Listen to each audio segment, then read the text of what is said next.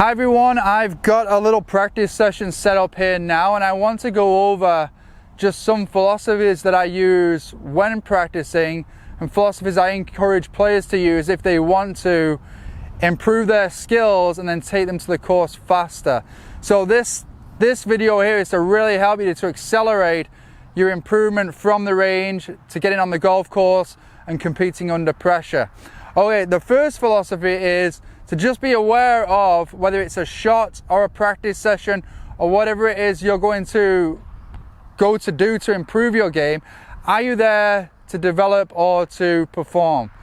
And in that decision, you're really deciding whether you are going to put your attention on the feels that you want to improve or the results. And that's just one area where I see a lot of players go wrong when they're there to work on a feel, but they start getting connected to the result. They start looking at the golf ball, not liking what they're seeing, rather than focusing on the feel they're actually trying to move towards. All right, so one thing I've done in my practice session here to help me with that is I've split up the golf balls here, and you can see it's started good. I've got 3 balls, then 2 balls, then 3 balls, then 2 balls. The 3 balls are for me to work on my feel. So for me right now, working on improving the way that I move throughout the start of the swing, I'm going to be focused on where my body is in space there. I've got a couple of feels I'm working on, where the club is, and I'm going to work through these balls with a focus on whatever happens to the ball. I'm focused on did I achieve the feels I wanted in the start of the swing. And then once I've hit these 3 balls, these are my development balls, I've got 2 balls here that are for me to go through my full routine, look at my target, and then execute those 2 shots. And that kind of is the process I work through to make sure that I actually have shots there that I'm purely focusing on the process with and the feels that I want to move towards. Okay, so that's philosophy number 1. Are you there to develop or perform? Number 2, have a very clear intention for each ball. So within developing and performing, these 3 balls here, I'm on development. My clear intention is the specific place I want the club to be and the specific feel that I have with my body rotation. Okay, so that is my clear intention. And then if I go to my performance balls, I'm picking a shot, I'm picking a yardage. There might be a specific visual of a front or left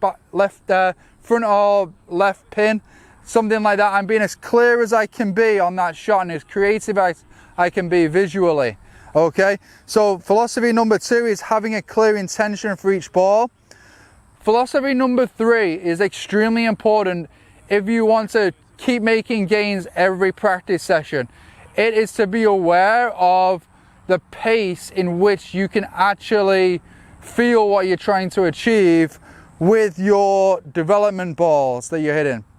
Okay, so there's no point in me coming out here and I might be clear on what I'm trying to do, but I'm doing it too quickly and I can't feel where I actually am in space, and I can't feel actually what I'm actually trying to achieve. That's the kind of situation where they'd go out there, they really think they're doing it, but then they put it on camera and there's really not any change. That's just a sign of you need to slow things down and find the pace in which you can actually achieve what you're trying to do.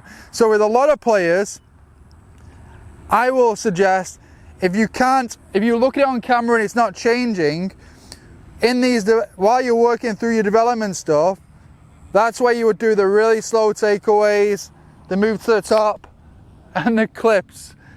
And there's a great example of being able to detach from the results. Focus on the things that you're actually trying to achieve. And number 4 in the philosophies is randomize your practice. So even within the 3 and the 2s and so on, great idea for randomizing your practice with development is just change your club every 5 balls. Okay, move the target. Okay, within your performance balls, should be making that as random as possible anyway. Different club each time, maybe playing the golf course with 2 balls, different shots that you get facing the golf course, things like that. So there's a couple of ideas. But philosophy number 4 is you can still make it random even within the development balls by switching your club in the target.